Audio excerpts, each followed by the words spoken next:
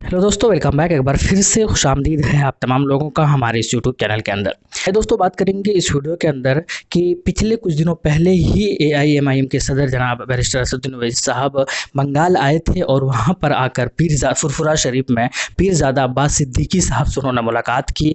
बहुत सारे बातें हुई, सियासी गलियारों के अंदर बहुत सारी चर्चाएँ हुई और ये कहा गया कि आने वाले कुछ दिनों के अंदर एक बहुत बड़ा अनाउंसमेंट होना है। आइए देखते हैं वो अनाउंसमेंट क्या हुआ, क्या है और वो अनाउंसमेंट हो चुका है। बेसिकली ये है कि जब अब्बास सिद्दीकी साहब से मुलाकात करने आए थे एआईएमआईएम के अध्यक्ष असदुद्दीन ओवैसी साहब, उस वक्त अब्बास सिद्दीकी साहब किसी भी पार्टी से ताल्लुक़ नहीं रखते थे।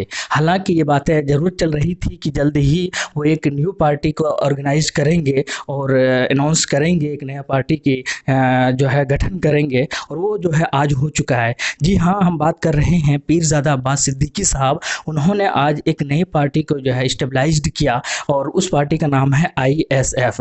यानी कि आईएसएफ का मतलब है कि इंडियन सेक्युलर फ्रंट। जी हाँ, अभी आज शाम को ही हुआ ये, और पूरे दुनिया के सामने प्रेस कॉन्फ्रेंस के ज़रिए पूरे हिंदुस्तान को और स्पेशली बंगाल के अंदर ये एक तरीके का जो है वो खुला चेतावनी दे दिया है लोगों को कि भैया हम भी आ गए मैदान के अंदर। अब टीएमसी को अपने साथ रखने की ज़रूरत नहीं है, क्योंकि टीएमसी ने सिर्फ हम लोगों को ठगा है। साथ में उन्होंने क्या कहा है, उन्होंने और कहा है कि एक्चुअली आप इस तरीके का आर्टिकल्स कुछ देख सकते हैं। इंडिया टुडे ने पब्लिश किया है कि Bengal polls Abbas Siddiqui takes political plunge floats Indian secular front. इसके अलावा द हिंदू का भी आर्टिकल आप देख सकते हैं आपकी स्क्रीन पर। इसी तरीके से यहाँ पर भी आप देख सकते हैं, इसमें लिखा है कि TMC did nothing for Muslims. इन्होंने कहा कि टीएमसी ने कुछ नहीं किया है मुसलमानों के लिए, और इसीलिए हम लोगों को मजबूरन एक नई पार्टी को ऑर्गेनाइज करना पड़ा, जिसका नाम दिया है इंडियन सेकुलर फ्रंट।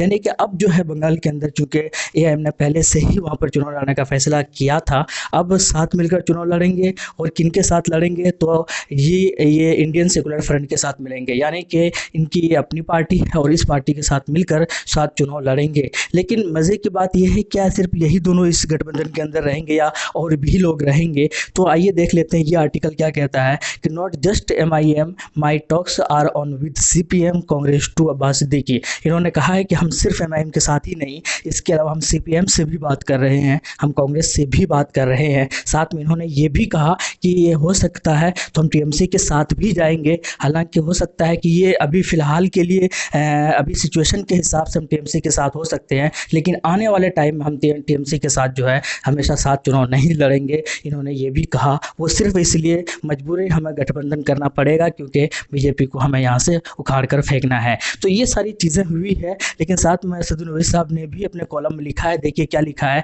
हर चुनाव कॉलम मुस्लिम मतदाताओं का विश्लेषण करने के लिए समर्पित है, लेकिन दूसरों को नहीं। इस लेखक ने कहीं और तर्क दिया है कि टीएमसी को ज़मीन खिसक रही है, स्थिरता कहाँ है? अगर मैं प्रासंगिक नहीं हूँ तो चर्चा क्यों? हम चुनाव लड़ेंगे और लोगों को तय करने देंगे, हम फुरफुरा शरीफ के साथ है। असदुद्दीन ओवैसी साहब ने इस तरीके से सोशल मीडिया पर अपने स्टेटमेंट के ज़रिए अपना जो है वो मन जो है साझा है और जाहिर किया उनका मंशा क्या है कि हम साथ चुनाव लड़ेंगे और इस गठबंधन के अंदर मज़ीद और लोग भी आएंगे तो उनका वेलकम है, ताकि हम बीजेपी को हरा सकें। तो इस तरीके की जो चीज़ें हुई है, कुल मिलाकर यही है। फुरफुरा शरीफ से बहुत सारे लोग फॉलोवर है, कई करोड़ लोग फॉलोवर है, फुरफुरा शरीफ के मानने वाले लोग हैं, और एक बहुत बड़ी पब्लिसिटी है इस फुरफुरा शरीफ का। और उम्मीद यही है कि इस पीरज़ादा के जो पार्टी जिन्होंने बनाई है और इस गठबंधन का जो है एक मकबूलियत मिलेगा बंगाल के अंदर, क्योंकि सही माने में टीएमसी से लोग खफा है, और खफा होने ही की वजह से पिछले लोकसभा चुनाव के अंदर 18 सीट रिकॉर्ड बनाकर बीजेपी की जीत हुई थी। ये बताता है कि बहुत सारे जो दलित और मुस्लिम है वो भी टीएमसी से खफा होकर बीजेपी को कहीं ना कहीं तंग आकर सपोर्ट किया था। तो अब ये देखना होगा कि ये पार्टी कितनी मकबूल होती है, ये गठबंधन कितना मकबूल होता है। लेकिन कुल मिलाकर यही है कि एक बड़ी जीत की ओर ये लोग कदम बढ़ा रही है, और साथ लोग में खास करके नौजवान लोग जो है इनके साथ है, इसीलिए इनका हौसला जो है वो सातवें आसमान पर है। लेकिन आप क्या कहते हैं, ये गठबंधन कितना मकबूल होगा? आप कमेंट सेक्शन में ज़रूर बताइएगा। मिलते हैं नेक्स्ट वीडियो में। थैंक यू, जय हिंद, लव यू।